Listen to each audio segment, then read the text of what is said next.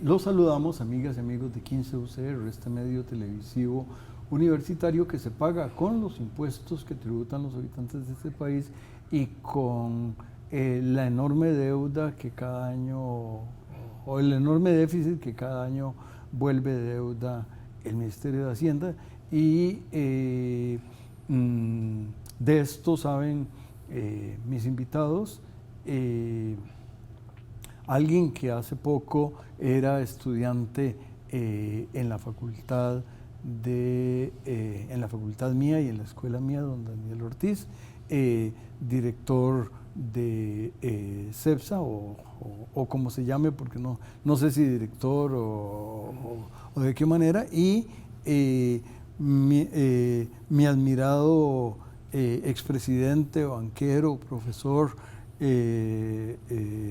colega, don Luis Lieberman, y ambos con cierta frecuencia, además de toda la luz que comparten con los asociados de su programa de CEPSA, que, por cierto, ¿cuántos años tiene CEPSA ya? 42. 42, bueno. Yo tengo bastantillo más que eso, ¿verdad? Pero dicho eso, los asociados tienen detalles y precisiones y todo lo demás, pero con una relativa frecuencia ustedes han estado compartiendo con los lectores de un medio periodístico nacional las lecturas tanto de precisiones como de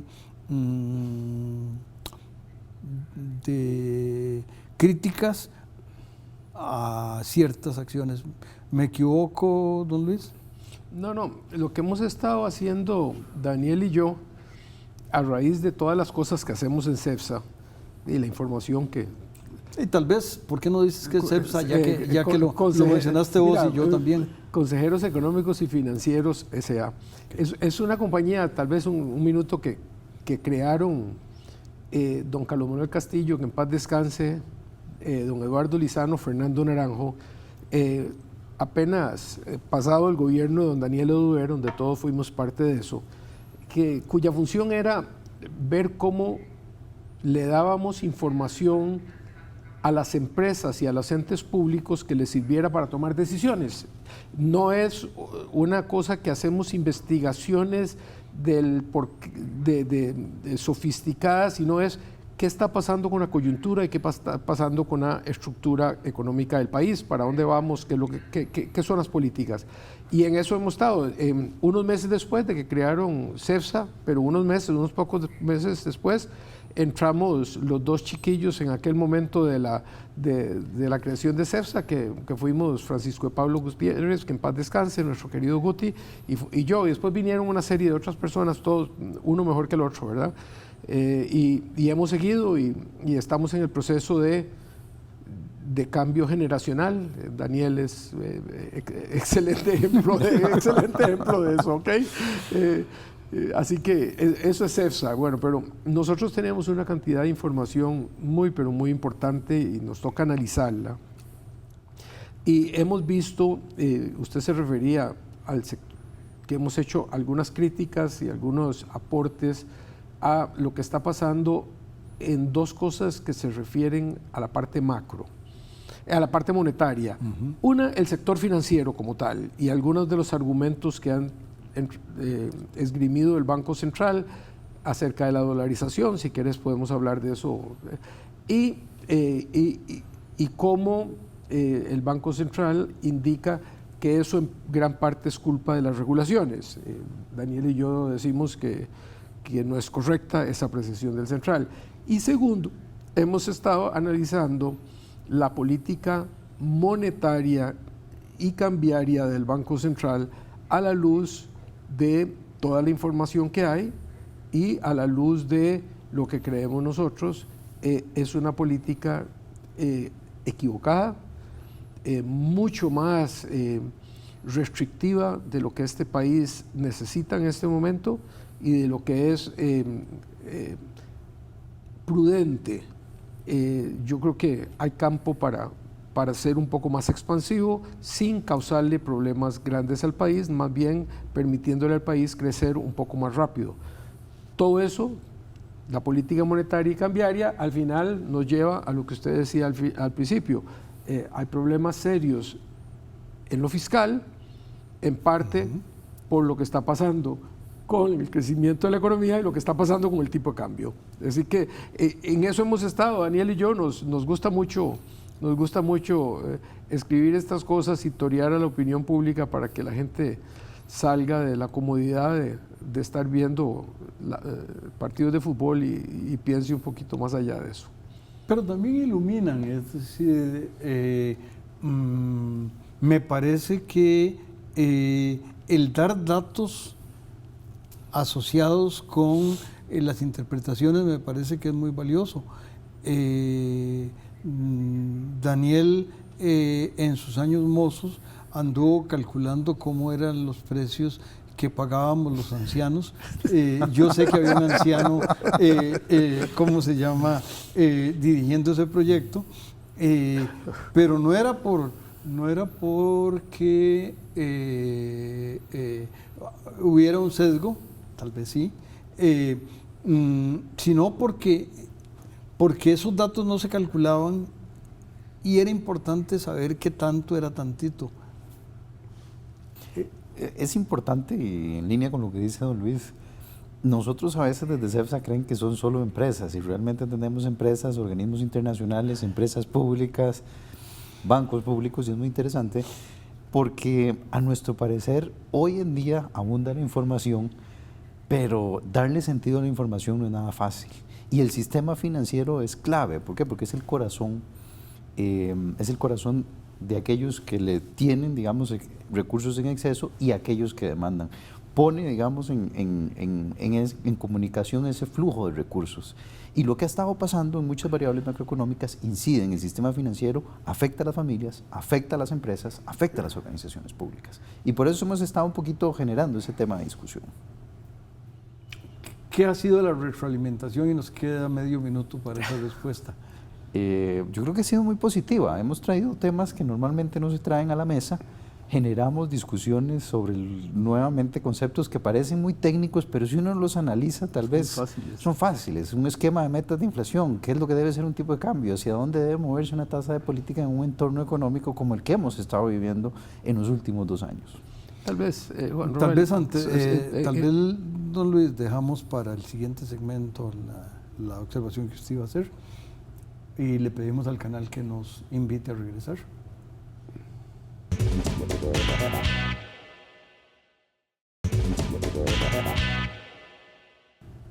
Continuamos, amigas y amigos, conversando con don Daniel y don Luis, y don Luis estaba por decir algo. No, a mí lo que me parece importante, no solo que escribamos nosotros, sino que escriba mucho más gente, porque si no, ayer decía en un programa radiofónico don Jorge Vargas Cuyel, del Estado de la Nación, de que el Estado tiene el megáfono. Y entonces, la única punto de vista es el gobierno, es el ministro de Hacienda, es el Banco Central. Y a mí me parece que una sociedad abierta y democrática como la nuestra deben escucharse y deben leerse otros puntos de vista para que haya un diálogo, dejar al sector público, llamémoslo así, jugando solo en la cancha, yo creo que no es saludable.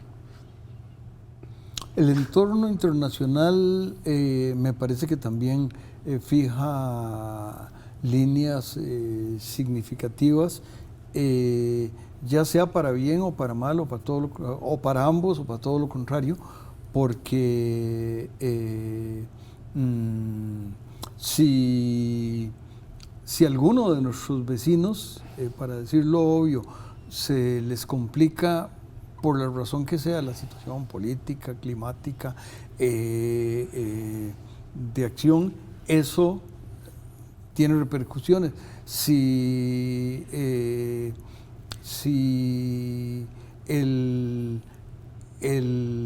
la comunicación desde Rusia hasta Alemania del segundo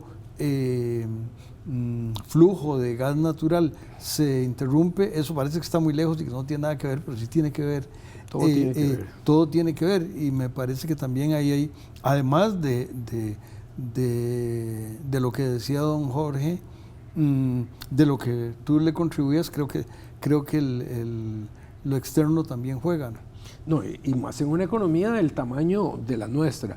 Y nosotros somos una economía, y yo siempre, cuando se toca este tema, me acuerdo de mi profesor de comercio internacional, dice, cuando analizamos las cifras de Costa Rica en aquella época, dice, pero esto es una economía Hong Kong, llamaba él. En Hong Kong todo se exporta y todo se importa.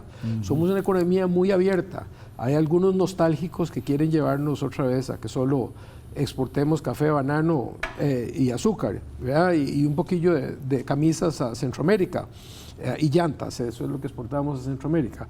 Pero no, es una economía muy abierta. Las cadenas de valor están hoy disgregadas por todo el mundo.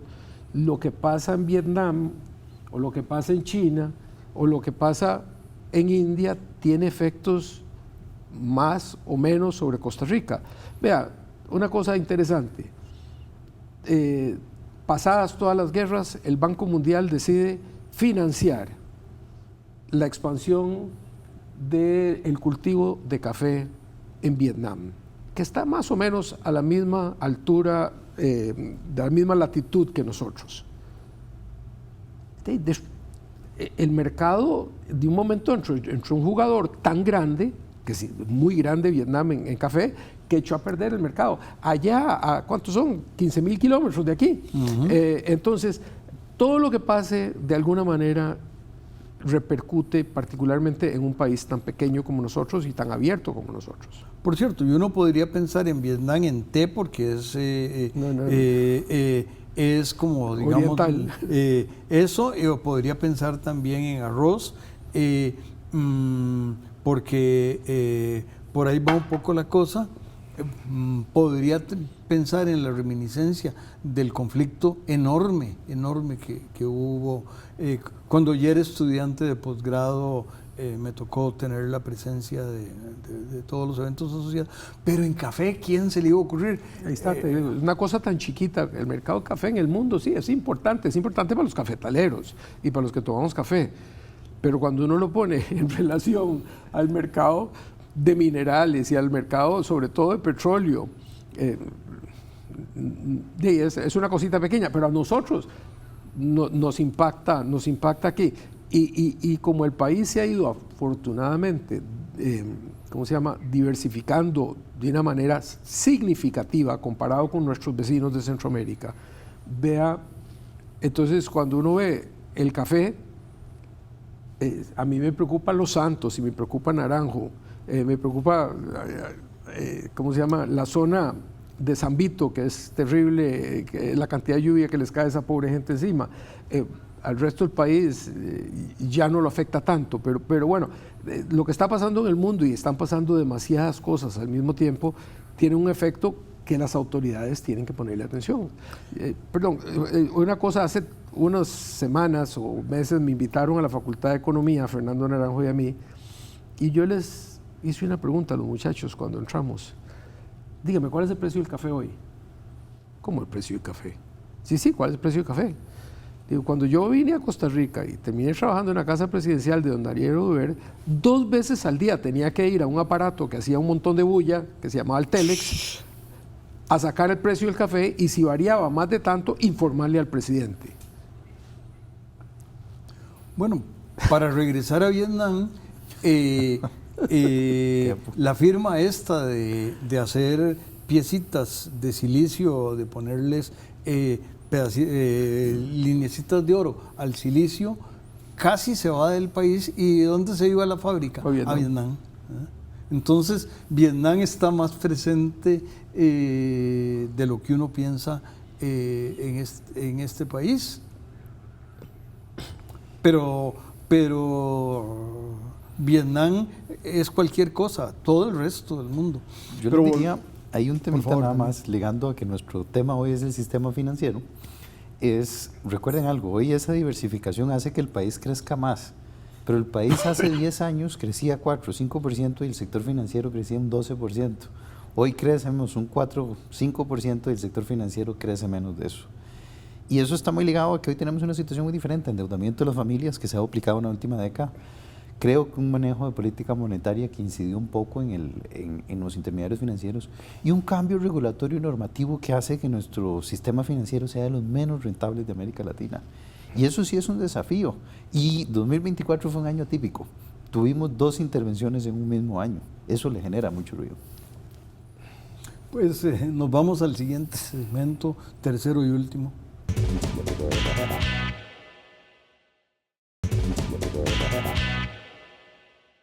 Continuamos, amigas y amigos, escuchando la voz de CEPSA, representada aquí por don Daniel y por don Luis, y don Daniel estaba planteándonos el tema del sector productivo. Me parece que hay mucho que decir al respecto. Claro, y es que como hablábamos hoy, el sistema financiero es muy importante porque tiene que ver con decisiones de las familias, de consumo, de inversión, de las empresas también, del gobierno. Y hablábamos de que ha sido un año atípico, ¿verdad? Ha sido un año atípico, ha sido un año con 2 intervenciones muy seguidas, ha sido un año también donde, ligándolo un poco a la política monetaria, las instituciones financieras tuvieron que acomodarse a cambios muy abruptos. Desde 2022, una tasa de política que estaba en 0,75 pasa al 9% en menos de 12 meses. Un tipo de cambio que había llegado a 650, estuvo 15 días en 700 y de la nada vuelve a bajar a 600 y luego vuelve a bajar a 500 y está hoy en valores que yo no veía desde que yo estaba en 6º grado y ya yo tengo 33 años. Entonces, es bien vividos, parece. Ojalá.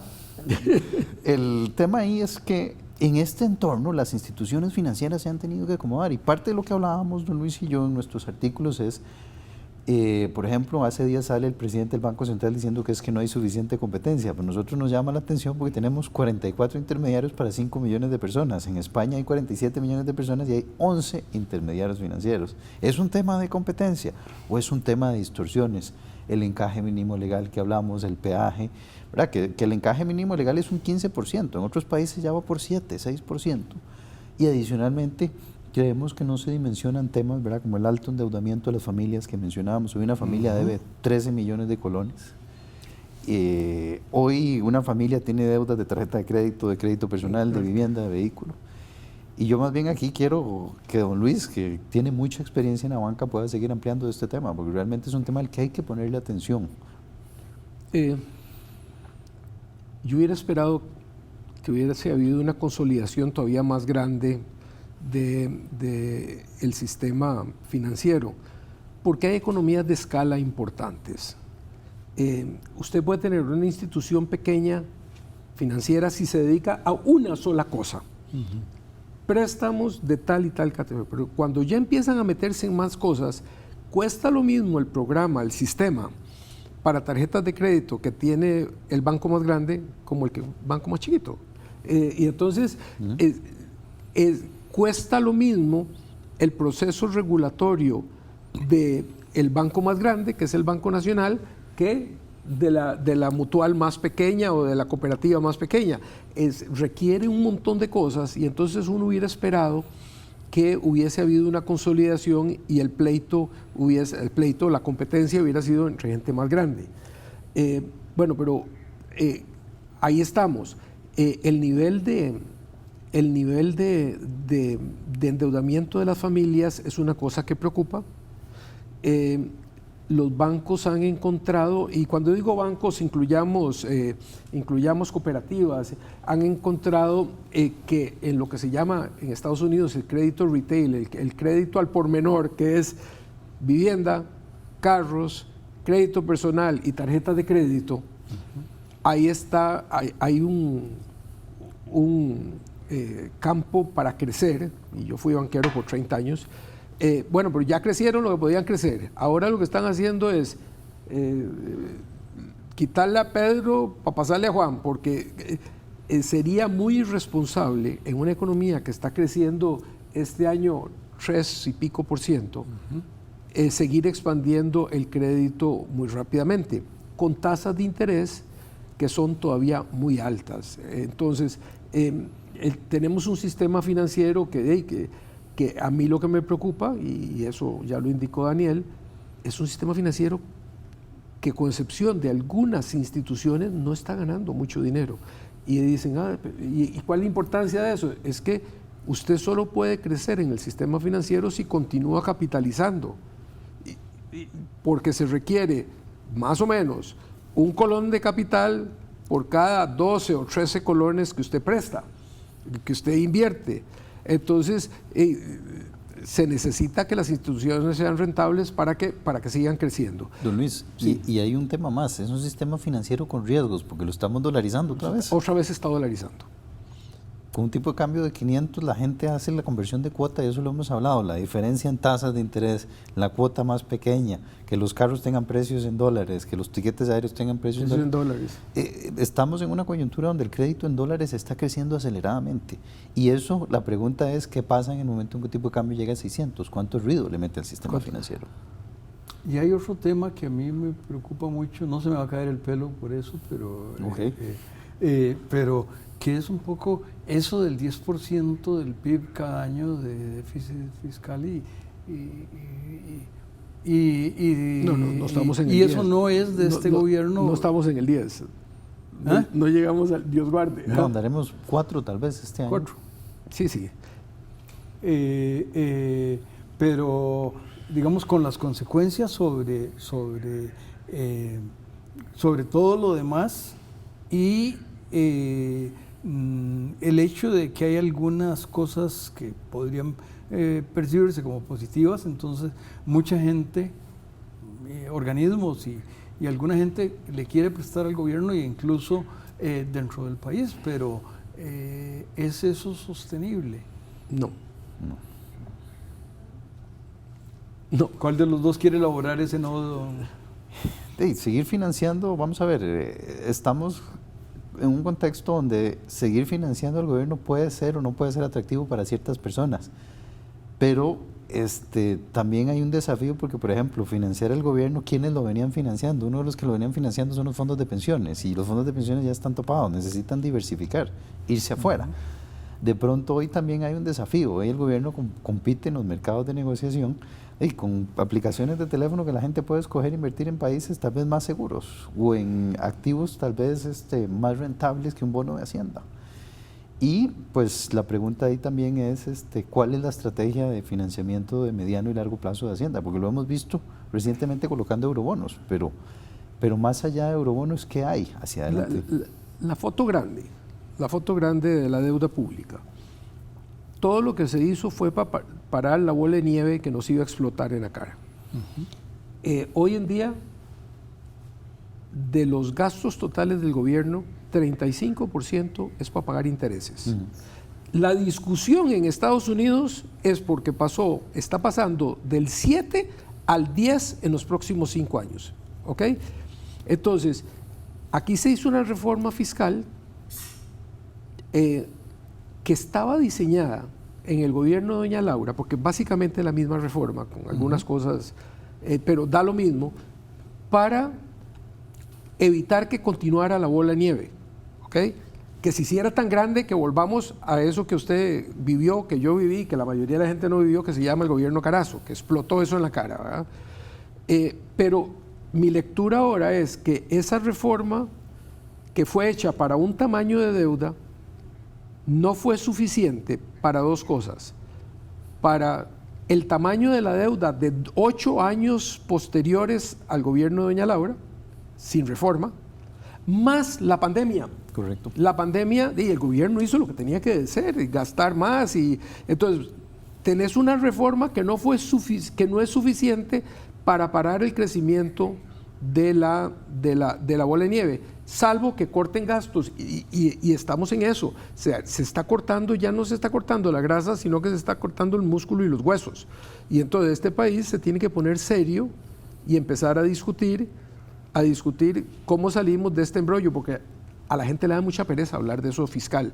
Hasta que estamos con el agua hasta aquí, como en el 2018, que todos los que se opusieron a la reforma fiscal del 2011-2012 fueron a rogarle a los diputados que por favor la pasaran. Pues con ese mensaje tengo que decirle a las amigas y amigos que a ustedes los debemos invitar el año entrante porque traen luz sobre este iluminado ambiente. A las amigas y amigos también los invitamos a que se queden con los espléndidos programas de 15 UCR. Muchas gracias. Muchas gracias.